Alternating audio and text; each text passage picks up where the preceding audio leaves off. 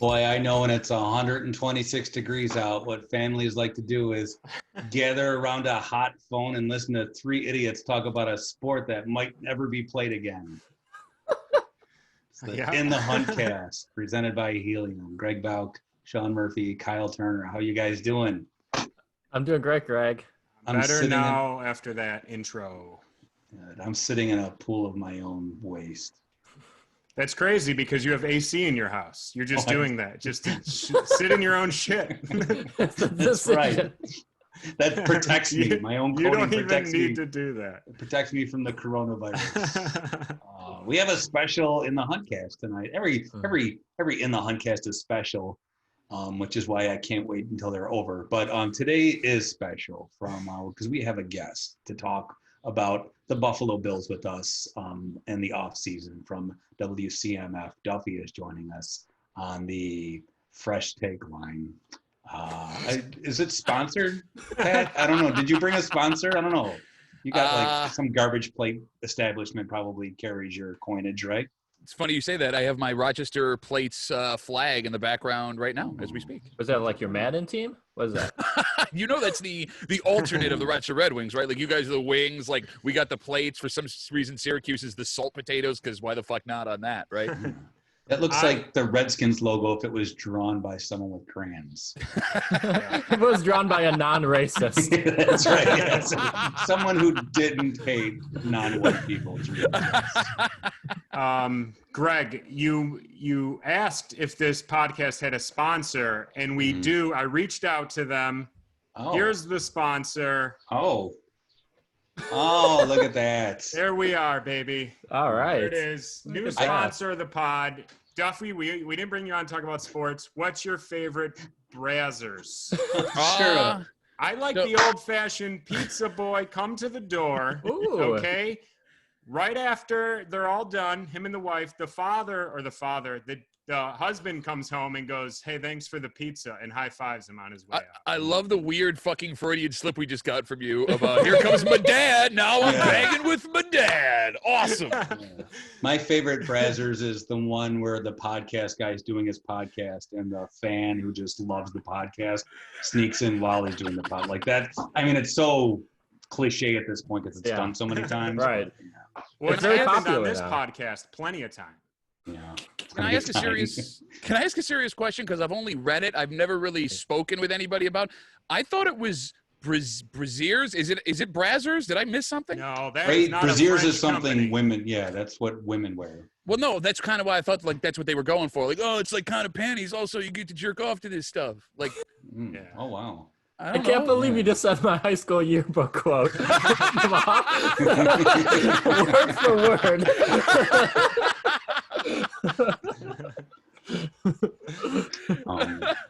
Great, we're off to a good. I say wrap it up. Honestly, I know that's my line, but I don't know why we would keep talking at this point. And there's nothing to talk about with the Bills, right? You're not going to do this to me, right? No, I have talking about the Bills. I have some. There's football news. There's Buffalo Bills news, Greg. Yes. What? I know. Dripping sweat though. The Botterill re-signing or the Botterill that he's staying with the Sabres? Greg pretends like he hates football minutia, but as soon as Larry Warford, the guard from the Saints, is cut, me and Kyle get a text like, that's not Bills news. Here's something juicy for you, Greg. I think you'll like this. Since we recorded last, big Sammy Watkins interview came out, where here's some choice things that came out in this interview. He thinks words cast spells. He's seen a spaceship. He believes in teleportation. No problem so far. Spirits move through us through the etheric body, which is one of several bodies of multidimensional consciousness. How else are they supposed to move through us? Good point. I don't hear anything wrong so far. I know, neither do I. I have more. He explains that all NFL games are played the night before in dreams. Greg, I think this explains how Kyle gets those all 22 so fast. He dreams of beforehand. He's in the dream world. And in those dreams, his dad's there having sex with him. It's all a rich tapestry. I don't hate a lot of what he had to say there. There's some things that, okay, you're a little nuts, though. He didn't mention like that the earth is flat or anything, but he's got some beliefs, and I can't disprove most of them. Well, so. I Hold on. Wait, he is a flat earther, though. Isn't he already on record as being a flat earther? I thought that happened while he was in Buffalo. Oh, I didn't Yeah, know but that. that's when he was drinking. don't say that. You don't know. Well, yeah, He was. He definitely put out that he was a flat earther. He said he partied every night while he was in Buffalo, which led to all of his injuries and not having great seasons. Do you think he partied with Robin Leonard? Were they here around the same time? No, I don't think so. 14, 15, 16? Yeah, there would have been a one-season overlap there if the two of them together, yeah. But I don't think that was partying. Yeah, maybe. He said he was on Chippewa. That's Although true. Leonard had more of a basement problem. I think he just went to the basement and drank. I don't think he went out. I will. That's called responsible drinking, Kyle. Going into your basement. That's more sad. I know, but it's responsible. I will say I agree with Greg. Like to a certain extent, You like to drink in the basement too. to drink in the basement. Murphy takes his glass of whole milk into the basement in the dark. Pat takes his drinks into his closet full of jerseys. Yes, I do. It's Greg. very cushioned. Can I just say, like, when I read this article, right, like, you know, there's been a lot of talk about entitlement with everything going on in the last couple of weeks, right? But there is a special kind of entitlement when you are such a good football player that nobody stops you from believing any of this crazy stuff that he says out loud. Like, not a single person, adult in his life, was like, oh, you believe that? What the fuck is wrong with you? Like, not one person in his life stopped him. I think you're honest. And I think I have a theory that I think that's why you could only believe in ghosts if you're so rich. You know what I'm saying? Like the poorest people aren't like, oh, my 1-bedroom apartment is haunted. Like, that's crazy. You need to be a millionaire to believe that. I don't know that. I was with you up in the ghost thing. Lots of people believe in ghosts. I think it's the same thing with pedophilia. It's only okay if you're a millionaire. They get away with it. No, it's never okay. I didn't mean it's okay. Bad choice of words. You need to write down everything you're going to say in this podcast, and I need to cross some things out before you actually go live on the air. That clip was the worst Brazzers promo ever. Just Kyle on TV. It was barely legal. They're just legal. They're 18 in one day. The Huffington Post headline on this podcast is pedophilia is only okay if you're rich. Says Kyle. It was taken out of context. It wasn't. It's exactly what you fucking said while we were talking about it. Technically, you just said it too. You just said it too, and that's a sound clip. I'm going to blackmail you if you blackmail me. I hate this podcast. I know what I think he meant you get away with it if you're rich, right? Yes, that's what I meant. That's what I meant. It's not okay. It's you get away with it when you're a millionaire. Okay, which is not okay. Which is definitely not okay. Not okay. Okay. You know, the podcast is going well when 10 minutes in, we're like, listen, we are against pedophilia. Can't stress this enough. Oh. But you know what's weird about Sammy Watkins? So, like, good segue. I'm the only one that hasn't said that word yet, so I'm trying to stay away from it. No, so, you know, like the radio station I work for, WCMF from Rochester, we broadcast live from Bill's camp, and we do, like, player interviews every year. And, Greg, you know this from working in the business. Like, player interviews are miserable. They don't want to talk to you about anything. They don't want to give you anything good. So, like, it's like 85 degrees out at like 10 in the morning. We got these guys coming through on the morning show, and everyone sucked. And we always heard all these bad things about Sammy Watkins, how he didn't want to talk to the media, how he was no fun. So we get Sammy Watkins one day, and we're waiting for the worst of all the bombs. Awful.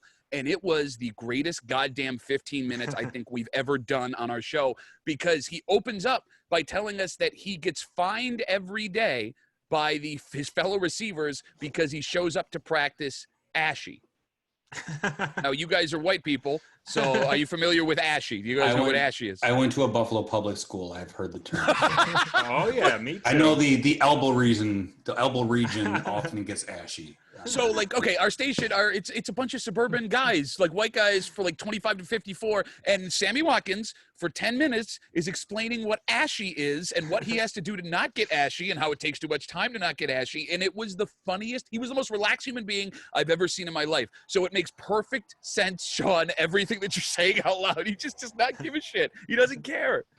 But to Greg's point, I think he comes off fine in like, it's not an interview I read where I'm like, I don't like this guy. I think he's like out there, but he still comes off as likable, I think, and not particularly dangerous or anything like that, you know? You're screwed in this, like, you know, even if you like the limelight, even if you like broadcasting, even if you want a broadcasting career, you're so screwed because you cannot be colorful because it benefits you in no way whatsoever. Like, Duffy will have a good opinion of that interview we had with you, which try and cash that in at the bank. Like, but if you say something wrong, like while you're being like off the cuff a little bit, you're screwed. Like it's just going to come back to bite you. So the players, I don't blame them for interviews not being good because they have absolutely nothing to gain by being nice to you. Imagine if Kyle was an NFL player, like his first press conference. Okay, no. What I meant about pedophilia, hold on.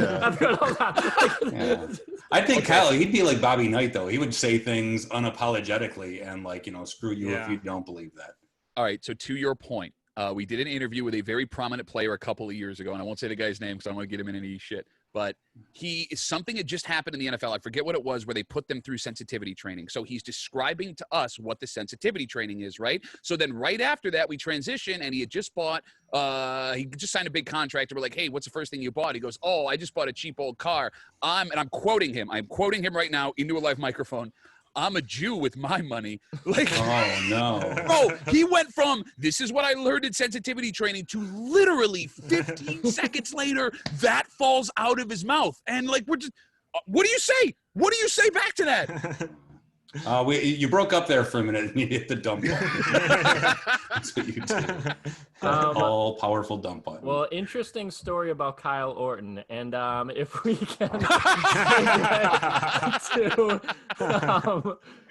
other Bills news, Ed Oliver was arrested. That's kind of a bummer. Presumably will be suspended 3 games. DWI, unlawful carrying of a weapon. Had an open beer container in between his legs. Not an ideal way to drive. Well, that's so you don't spill it. Oh, okay. Here's my thing when I read that story. My initial reaction was, this guy is an idiot. Yeah. And then I remembered he's 22. Yep. And the amount of times, and this isn't good. Let me put out there, this is not good. The amount of times I drove drunk at 22 is, I'm sure, well above his number of driving drunk. So I cannot be mad at him, and no matter how much money he has. My favorite part of that was while you were talking, looking above you in the top left-hand corner of the window and seeing recording. Like, Kyle talking about the number of times he's driven drunk being recorded right above him is an all-time in the hunt moment. Here's the thing. I get what Kyle's saying, but I think the difference is when Kyle was doing what he was doing, he wasn't wearing every possible article of clothing from his employer at the same time. Like, the only thing that could have made that worse is if Billy Buffalo was in the passenger seat with him when he got pulled over. the bunch of sponsors. Boy, a more realistic than Billy Buffalo would be Russ Brandon. Drinking next to him. He would have held the beer, so he wouldn't have had to put it between his legs. Like, you have so much money. You could literally pay someone $100,000 a year, and anytime you needed a ride, they just follow you. Like, whatever. Who wouldn't take $100,000? Like, talk to every Bills fan. Like, every Bills fan like Sean who doesn't even drink, and have them, like, Sean would take $100,000 a year to just follow Ed Oliver around in a car, and then when he wanted a ride, just take him somewhere. Like, why not? This is a pretty good idea. Yeah, you should start offering your services up, Sean. But that's what I'm saying. Like, it's not that hard to do. So it's so hard to understand why. Like, so hard to understand, the whole situation there. But kind of dumb though that he didn't just throw the beer like under his seat. He just kept it in his lap when the cops pulled him over, and he was like, "They won't see this." Well, you're right. That's not how it works. You remember, like, no cops ever look under seats, so he would have been totally fine. Well, I'm saying they wouldn't have smelled that spilled beer under the seat. I'm just saying, I'm sure when the cops showed up, he was like license and is that a beer?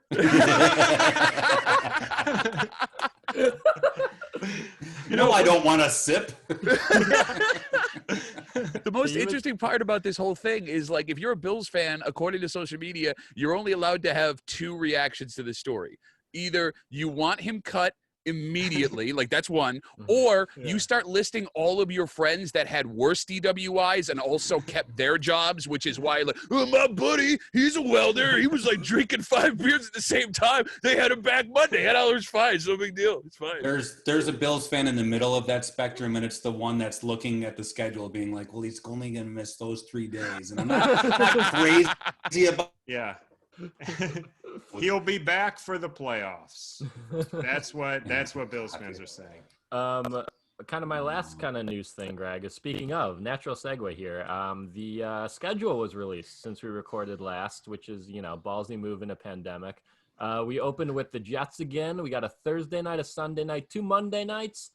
I don't think any of that will matter because there's no way in fucking hell there's going to be 80,000 people in a stadium in like 4 months watching football. I think that's insane, but they're all going to be played in a dome in one dome and just rotate, I think. On the same stage that they faked the Apollo moon landings. Oh, I see. According to Sammy Watkins. Damn it, you got there first, you son of a bitch. Nice. Full circle. Yeah, that's awesome that the primetime games are happening for most Bills fans. I think that, there's respect that they made the playoffs 2 or 3 years and that New England's falling off. This looks like a year you can take it. For old Greg, who likes to have his lawn mowed by 11:45, had the cheeseburgers cooked and sitting on the couch at 12:30, who likes to go to bed at 7, like this is the worst news ever. But, I'm happy for Bills fans. I will take one for the team. But, like, isn't that the most cruel part? Like, because we're all, in, like, our 30s, early 40s here, right? Yes. Yeah. Okay. So, like, we go our entire prime time lives loving this team, getting no fucking primetime games. And now that we have responsibilities, all of the primetime games show up, and we're just miserable having to stay up late and watch these games. I have time. I'm going to leave my wife. It's more convenient. There's nothing worse than being tired, hungover after a Bills loss at work the next day. Oh yeah. There's almost nothing worse. Well, not having a job. Not having a job is worse. But. That could be. There are a few things. First, number 1, pedophilia. Worse. Yes. It is worse. You rallied it, Kyle. Good job. We got our fan back. And we're recording. All right. Want to move on to the big segment, Sean? Yeah, Kyle's a big segment. I want to mention we got a chat here. We got Paul Mann here from Detroit. I don't know if you guys have any Lions hot takes for him. They're sad like the Bills, so I feel like close to him already. Although Paul Mann did say this is a gay-friendly show, and we put off that vibe. Yeah. I dig it. Of course, Detroit is super like the Bills. Like I think more so than even like the Browns in just the purgatory that they've lived in. But they've had some really likable players. At bare minimum, though, they have a really good quarterback. Now. The Browns and the Bills now, but he's been on the team for 10 years or so. They had Scott Mitchell. Oh, no, my green screen fell. I'm going to keep it. I like the triangle. That's the new logo for Brazzers. Excuse me, Braziers. Thank you. That's the podcast guest trying to break in because we're so hot. It's happening. It's all happening. Brazzers just called Helaman. Get that pedophile. Get that logo away from the pedophile. We're not adding that category to our repertoire. No, some all-time Detroit favorite players: Herman Moore, Barry Sanders. They've had some fun teams to watch and just never. What's got it almost together. The most sad about the Lions? Barry Sanders, Calvin Johnson, both retired in their prime. Like we joke about the what was the guy's name who retired mid-game? Who was that guy? Monte Davis. Yeah, Monte Davis. But they had like their 2 best players of their franchise retire while they were doing like well. Yeah. I don't want to play anymore. That's okay, Detroit. Yeah. That's all right. I'm crushing. Done. Yeah. The craziest football shit I've ever witnessed personally. I was at a Lions game. I think it was a Thanksgiving Day game a couple years ago. Joey Harrington was playing with the Dolphins. He was back in town playing against the Lions. He beat him, by the way. They released him the year before. Yeah. A third of the stadium organized a walkout on Thanksgiving Day in the third quarter. Oh, wow. So, like, I'm sitting there, and everyone just gets up out of their seats. They congregated in, like, the lobby area. By the way, that stadium is like watching a football game in a mall. It's, like, the weirdest scene ever. But, like, these people, they start chanting about, I think it was Matt Millen at the time. It was the GM. And then they just left. Like, they spent a fortune on these Thanksgiving Day tickets and left in the middle of the third quarter. Like, that is anger I had never seen before from a fan base. Well, Who was their quarterback then? After Harrington, God, I don't even remember. I think it's, when you're living in Detroit, you don't need the money, Yeah. But you do have to hate pedophilia because you don't have any. You can't endorse that shit when you live in Detroit. All right, Kyle, let's get to your segment. Before you lose your set, what's your segment? The whole wall is going to come down. All right, so I've jotted down some new age like football theories that I want to bounce around and see if you guys what's your take on them. All right. Yeah. This first one, a flat Earth. Football theory. Oh, sorry. This first one, I think we're going to spend the most of the time talking about it. The theory is nowadays running backs don't matter at all anymore. You can plug and play anybody. And now this is one of the theories that, like, all of me wants to disagree with it. And every year, some undrafted rookie free agent runs for 1,000 yards, and then no one ever hears from him again. And I'm proven wrong again. But I just can't, like last year, if Frank Gore was the starting running back and Singletary didn't exist on this team, I don't think we win 10 games. I think it's maybe 8 or 9, but I cannot believe that you can plug and play any running back and your offense doesn't skip a beat.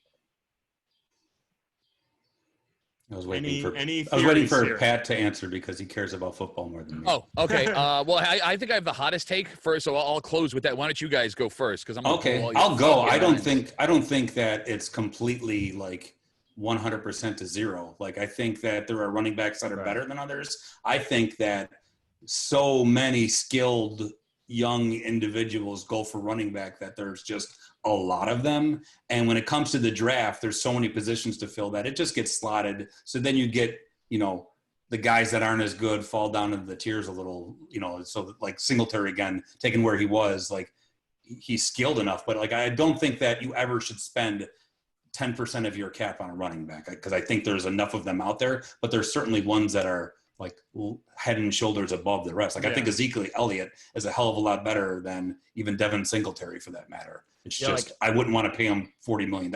Right. I agree with Greg. I think running back is the least important position on your football team other than punter and kicker and long snapper. I like, there are people that are better than others. Like you said, you shouldn't go into the season with Frank Gore and Mike Tolbert as your 1-2, but, there's so many good people that you could just plug in for like $1 million or $2 million that it seems insane to spend. And, like Greg was saying, like 10 million on someone who's like a little bit better. So I don't think the running back, like since the advent of the forward pass, has ever mattered. Like everyone's wow, like, hot. Well, there you go. Hey, get the fucking alarm ready because here it comes at you, Greg. All right. No, but like you look back in history, right? Let's use the Bills as an example. Now, Thurman Thomas is one of the greatest running backs of all time because he has that ability to catch the ball out of the backfield, right? But while Thurman Thomas is here and right before he leaves, right, you have these two other guys that are playing unbelievably well. A guy in Kenneth Davis who would have been a starter on any other team, especially with Buffalo because of that offensive line, and then a guy in Derek Holmes. You remember that name? Love me some Derek Holmes, he has a breakout season as a late round draft pick as well. I think it's less the running back and more the offensive coordinator, the offensive lineman. Look at all the offensive linemen that Buffalo had that are still household names in Buffalo to this day. I mean, you're right. You have your Barry Sanders that are upper echelon history of running backs, but even a guy like Barry Sanders, we talked about, walks away in his prime. He's the best running back in the game, and the Lions do absolutely nothing with him. I think it's always been a position he didn't need, and people just finally started to figure it out. So would your theory be every 3 years draft a guy in the 3rd or 4th round, just roll with him?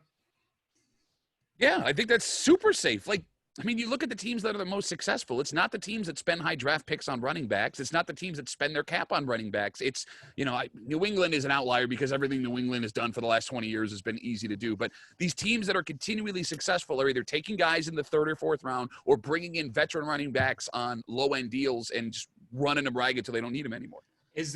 Would a Christian McCaffrey change your mind? Like if Christian McCaffrey is on the Bills, having the same doing the same thing he does in Carolina, wanted $10 million a year, would you be like, now that's a guy we can pay $10 million to? Because he catches 100 balls a year. Okay, yeah, but then again, I would argue if he's such a dynamic, game-changing running back, how come they just had to retool absolutely everything in Carolina? Like, when you say, like, you're going to spend this much money on the cap, that's a guy, if I'm going to spend that much money, that has to cover up a whole hell of a lot of inadequacies in my offense. There is a Super Bowl attending former MVP quarterback that they just released that hasn't gotten a job anywhere. How good is Christian McCaffrey if his quarterback can't find a 1-year deal from any NFL team? I will admit, though, like, whilst that logic might be sound, I wanted the Bills to take CJ Spiller so bad because, I love toys. Like, I want to see the razzle dazzle. Like Willis McGahee, when they drafted, I was so excited. They took Willis McGahee. I always want them to take a running back in the first round. I mean, look at the Bills. I don't think they should, but I want them to. During their playoff drought, the Bills had the most exciting running backs for 15 years, and it was should we give? And the best one of them was the guy that played in college and wasn't drafted. So. Yep. Bro, you're right. At one point, you have Fred Jackson, Marshawn Lynch, and C.J. Spiller on the same team in the same backfield, and what did they win? 5 games that season? Yeah. And the best one was Fred Jackson. Yeah. All right. So running backs don't matter. Okay. Yeah, we solved it. All right. Now this one is a little Buffalo specific. Does anyone else picture Kyle reading off a piece of toilet paper? like he's looking down at his notes, and there's no way it's written on a notebook. It has to be on the inside of a pizza box or something. Yeah, well, he was reenacting his favorite porn scene. If there's a hole cut in the center of that pizza box, I'm watching Brazzers on my phone when you talk, Greg. Good. Send the link. So this theory is Pro Football Focus is garbage. Now, I think that's only for Bills fans, and this has a sub question is, can you actually grade players from the outside, because you have no idea what's supposed to happen in the play or anything. Why don't you just mention Josh Allen by name? That's what this question is about. Do you think Josh Allen is a good quarterback? I'm getting to Josh Allen, Greg. I am getting to Josh Allen. I personally, I don't think Pro Football Focus is biased or their grades are shitty. I think they do a good job with information, and their way of grading just happens to not give Josh Allen a high grade, and people think it's personal. Bills fans think they hate us, even though Pro Football Focus this offseason has loved everything the Bills have done except Josh Allen, and people still think they have a vendetta. So I guess the two questions are, is Pro Football Focus garbage, or your opinion of their grading system? And can you also grade, is it even worth grading football players from the outside? I'll answer quick because my answer is really quick. I think that Josh Allen is terrible at throwing the football. I love watching him play. I think he throws a shitty football. So we just lost a bunch of fans. We never had any. Only listeners from fucking Detroit. He somehow stumbled onto a Also, Bills podcast. I wanted to mention that guy is no longer watching. Well, yeah, he was part of the third quarter walkout of the In the Hunt podcast today. Yeah, I miss him.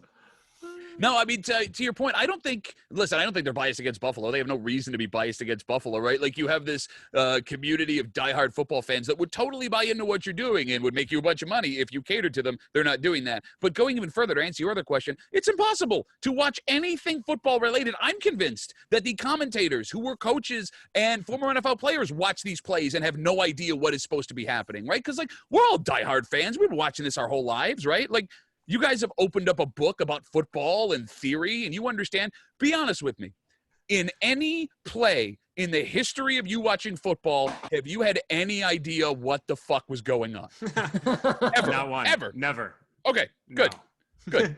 I remember I remember this one Darrelle Revis, when he was playing with the Jets, it looked like he missed a tackle and the running back went for a long run. And this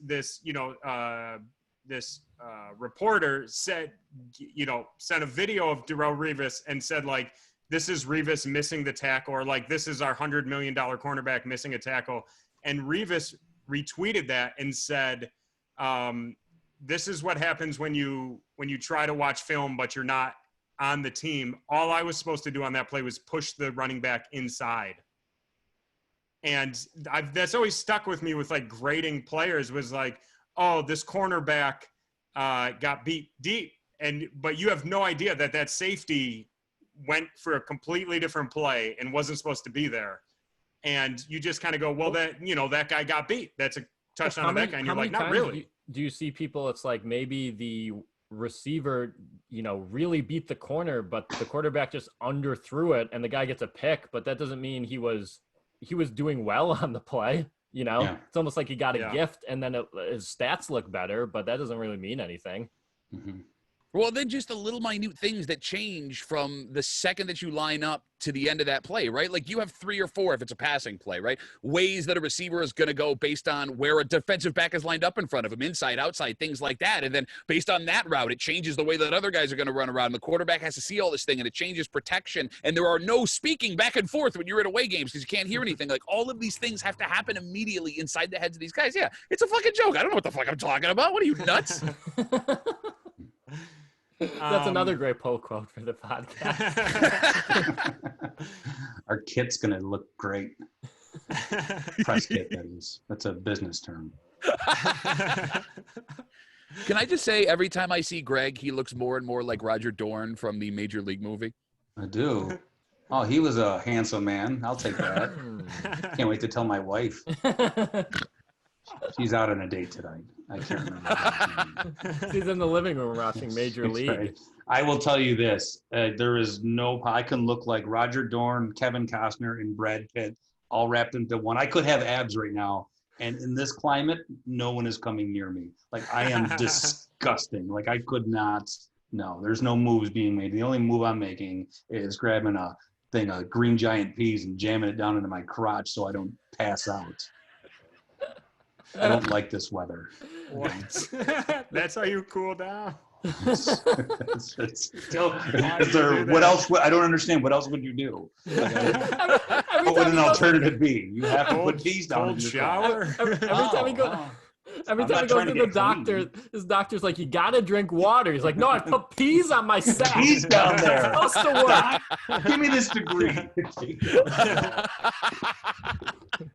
Taking it home. Me and the Giant gonna go cool down now. I'm all heated. Me and the Giant. So if you hear someone say me and the Giant are going to cool down, you know he's going to put peas on his little guys. What's going on down there?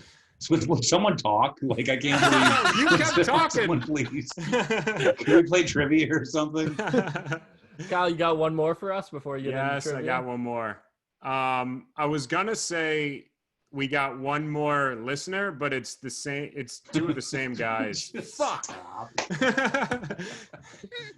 Well, shout out to Michael Partham. He's listening twice on 2 different laptops, giving us bigger numbers, baby. Like you're right here. Okay, so this last one is a little more dedicated to Josh Allen. One thing, Bills, and I'm not biased against Josh Allen. Okay, let me put that out there. I'm hoping the guy does well. I'm just not falling for anything till it's a certain thing. Yeah, we want him on the pod. Okay, yeah. God, please come on the pod, Josh. We're way cooler than no offense, Duffy. I was gonna say other radio. Other actual radio shows where people get paid to feed their children. Those shows. You don't need them. Go on. You can go on Pat's and do it. I got some peas you can feed to your family. You're nice and thawed. Can you come on your show, Duffy, and talk about pedophilia the way you do on our show? Actually, I think our show's the only show you could probably get away with talking about pedophilia, but that's a whole other thing. It's Rochester, which makes no sense whatsoever. Take that, says yeah, Greg. right. Take that, Syracuse. I'm not making any sense. Okay, so, you're done qualifying it like a baby. You want to ask your question? So one thing, no one's feelings are going to be hurt. One thing Bills fans like to brag about is Josh Allen's clutch. You see this? Clutch gene. He's really good in the fourth quarter, even though he's really bad in the third.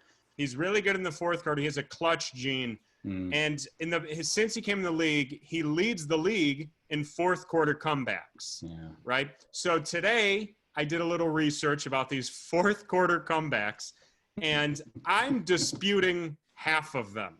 Here's why. So one of them is against the Jaguars in 2018. The Bills took the lead 8 seconds into the fourth quarter, and that counted as a fourth quarter comeback.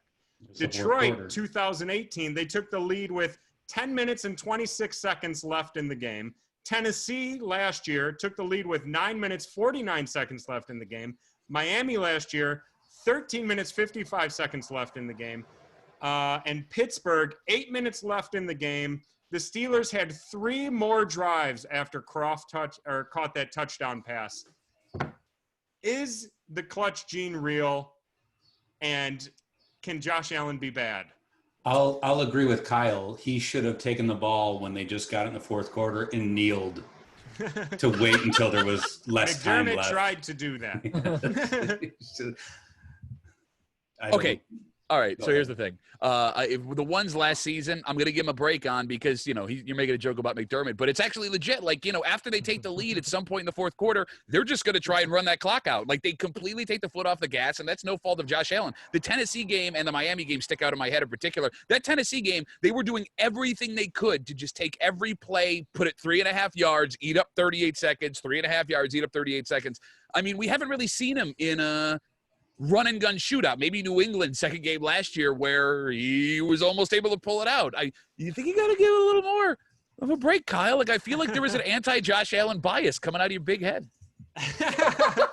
Well, I was agreeing with you until you threw an insult. Be civil. The clutch gene doesn't exist. To get back to that's not a real thing. There is no clutch gene.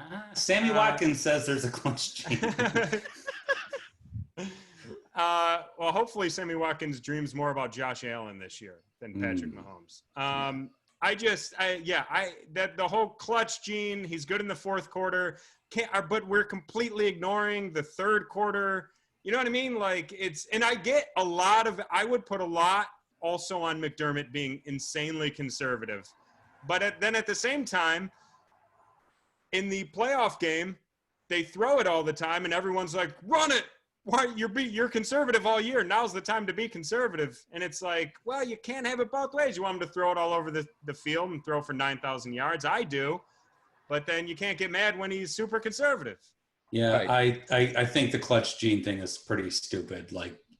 There's no player that is only good when he's down. That needs to be. It's except unless you count Hulk Hogan when it's fake and orchestrated, where he only comes back and hulks out when he's losing. That's the clutch gene, I guess. But if you think of all the best clutch players in the history of sports, they're guys like Michael Jordan and John Elway, who were also good in the first quarter. Yeah. They weren't clutch; they just played good for 4 quarters. So, and also if you are coming back 10 times in the fourth quarter, it means that you're usually losing. You're usually losing for the first 3 quarters. All right, but Kyle, like everything you said about Josh Allen, I don't disagree with. You make several valid points, but there is one thing that I know for sure. Like, Tell me it's a big head. Tell me it's a big head again. Hit him. The one thing that I know for sure into the middle of my bones is that every snap that Josh Allen takes is the greatest moment of my life. Like the second he has that ball in his hand, like it's an excitement I forgot existed inside of me, right? Like that's what a horrible father I am. I have two beautiful girls that are growing up, and Josh Allen holding a football has me standing up screaming, and he's just turning around to hand it off, right? Like, here you go, here's the ball. Like, I can't take it, man. It's such a goddamn roller coaster ride. And when that ball's in the air, I'm free for the first time since I was like 15 years old, man. Like, it is just a freedom that I forgot about. You should check out Brazzers. It is.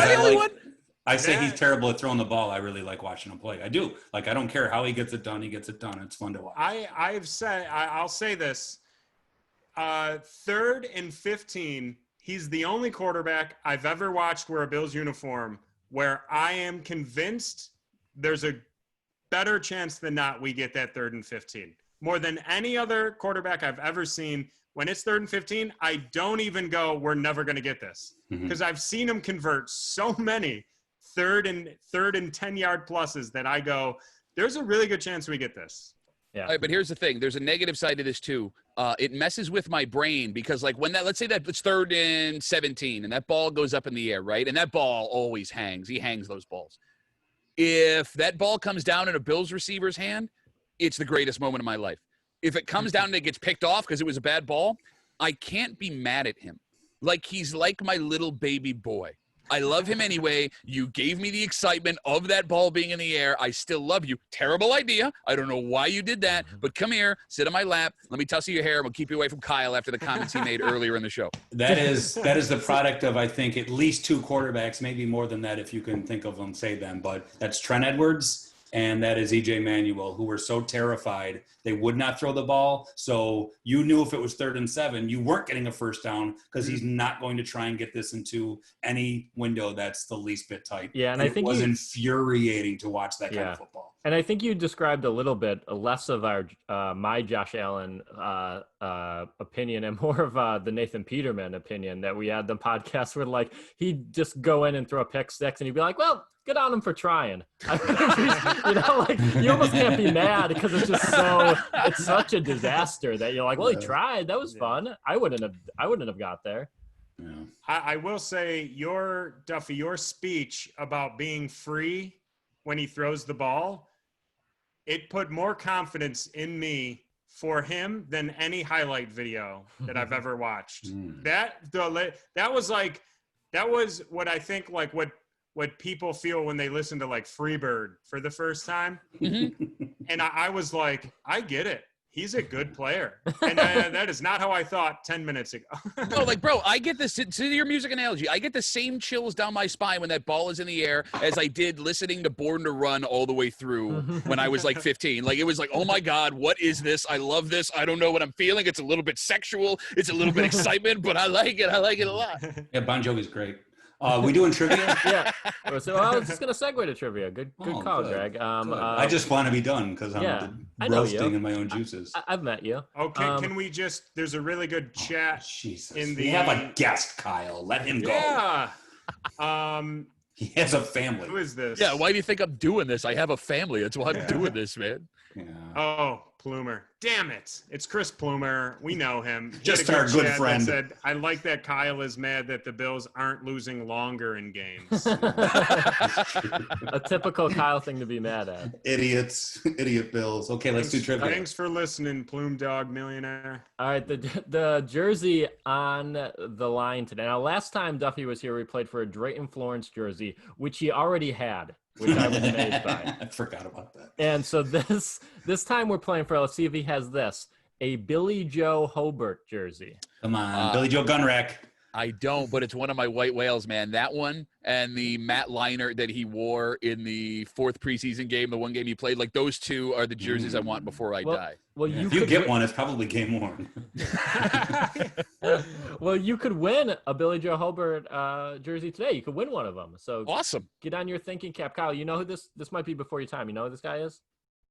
Yeah, I know. I mean, I didn't watch him. It was a terrible quarterback, and after one game, he admitted to Chris Bulldog Parker on the air that he didn't prepare for the game. Like, he didn't study the game film because he was a backup, and he went to the game and he played terrible. He was like, well, I didn't even prepare for it. Like, he just got destroyed and ran out of town. Like, it was terrible. So. Okay, so question 1. We'll start with our guest. We'll start with Duffy here. Question 1. I like this question. What number is larger, the amount of people named Bill who have played for the Bills, or the amount of people named Brown who have played for the Browns? Ooh, are we talking first and last names? So Bill first name, okay. Brown last name. I did not count Billy's. So I looked on footballdatabase.com. They had Bill/William, but I didn't count Billy's. Billy's don't count. In my Wait, what? Billy is Bill. What the fuck does that even mean? Billy's don't count because you're introducing yourself as Billy. Okay, Bill. so you're telling me that Billy Shaw would not count for the Buffalo Bills? Yes, but it would it would count if he played for the Buffalo Billies. yeah, it would. All right. I don't like any name like Billy or a Johnny. Once you're above 7, you're John or you're Bill. Even if the nickname shouldn't make your Billy. name. The nickname should never make your name longer. It's a nickname. It's supposed to make it shorter. You sound like the two most miserable pricks I've ever heard in my life. Oh, you gonna add a little flavor to your name? Fuck you. What would you call yourself if your name was Patty Duffy? You would say Pat Duffy. You wouldn't say, hey, I'm Patty. Greg doesn't say Gregory. Greggy? I'd hang out with Greggy. I wouldn't.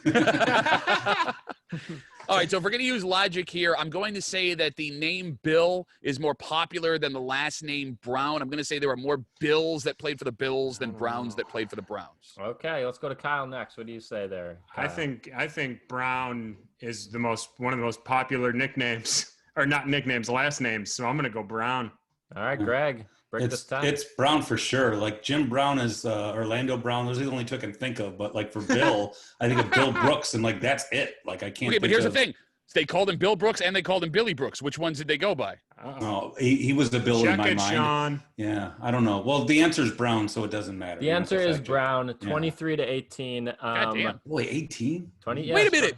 There were 23 guys with the last name Brown that have played for the Cleveland Browns. Yeah, they've been around since like the 1800s, though. So. Like, back then, everyone was named Brown. How many of those were nephews of Paul Brown in like the 50s when they didn't feel like paying people? They didn't want to work at like the store, so they went to go play for the Browns. No, like World War II showed up, they started drafting people. Like, Paul Brown's just bringing fucking cousins. And come on, guys, here's a uniform. There's a total of 4 questions, Duffy, so you got time to come back here. We'll start with Greg for this next one. Greg, true or false to you here? The Bills have never had a player with a last name that starts with a Q or an X. Never. Q or an X last name. Last name. I'm going to say, I can think of 2 first names right off the bat. Yeah. I'll say it's true. Okay. Kyle, to you. True or false? Never had a player that starts with Q or X. Last name. I thought of Quinn Early and Quentin Spain right off the bat, but that's first name. I'm going to say it's false. Had to be somebody. All right, Duffy. For some reason, I feel like there was like an offensive lineman. Is this like final roster, like made to 53? It's tough to know. I looked at footballdatabase.com. Okay, all right, so it's got to be. I feel like there was an offensive lineman in like 6 or 7 years ago that had a Q last name. Xerxes. I'm going to say it's false. I'm going to say this is false. Greg, you got it. True. Damn. This fucking sucks. I know. Just listen, there's 2 questions left, and if I know anything about Greg, it's that he blows it all the time in trivia. So I believe that's why we're sponsored by Brazzers. Because I blow it all the time. All right, question 3, Kyle. We're starting with you for this one, Kyle. Question 3. Kyle, what number is higher? Sport Line's percentage chance of the Bills making the playoffs this year, or the Rotten Tomatoes score of Bad Boys for Life? I love Sean's questions. I really do. Is that's the most recent one? Bad Boys? Yeah, it's Bad Boys 3, even though it's Bad Boys for Life. Yeah. Yes. It was the one after Too Bad, Two Boys. Wait, wasn't that Kyle's name for his autobiography? He was rich, though, so it was okay. Too Bad, Two Boys. The first two is spelled TOO too, and the second one is the number. Too bad, two boys. You got a date with Kyle. Too bad, two boys. That is good. What a joke. Man. There's two choices. Jesus. I know. But I think I have a general idea of what the ranking is on Rotten Tomatoes for the movie. And I'm just debating if... I didn't try this hard in college. We're going to let that comment slide like I have a general idea of what the Rotten Tomatoes score for the third paper. We talk about it around the house a lot, so I have a general idea of what it is. I do. I love Greg's comeback of I didn't try this hard in college. Yeah, that's why you do a podcast with me. Okay? That's right.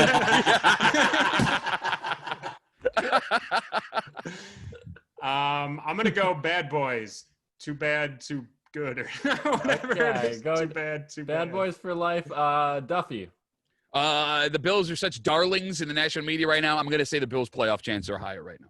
Okay, Greg. Bills, and it didn't take me 100 seconds. My to thought answer. process. Oh, on he's still this, answering. Jesus. I just want to get it before Sean says. I know Duffy said in the national media's eyes, but I don't think they're darlings in Vegas's eyes yet. Okay, well, So that's what I went with. You know what, Kyle? All that time paid off. You're right. Bills playoffs percentage is 67, and the Rotten Tomatoes score Bad Boys for Life 77. Nice. I knew Vegas still has the Patriots favorite to win the AFC East, and they don't have a quarterback. I will say the Bills' odds were third in the AFC behind Baltimore and KC. Good for Will Smith. He needed a break. All right, Scientologist. Question 4 for all the marbles here. Greg and Kyle are tied here with 2 each. Too bad, two boys. Okay. Question 4, I think we're start with, I forget who we're start with. Greg, maybe? Who knows? I don't know. Question 4. Kyle, start answering now. Start answering now, What's the Kyle. score? I need to know the score. It's 2-2-0. You have 2, Greg has 2, Duffy has 0.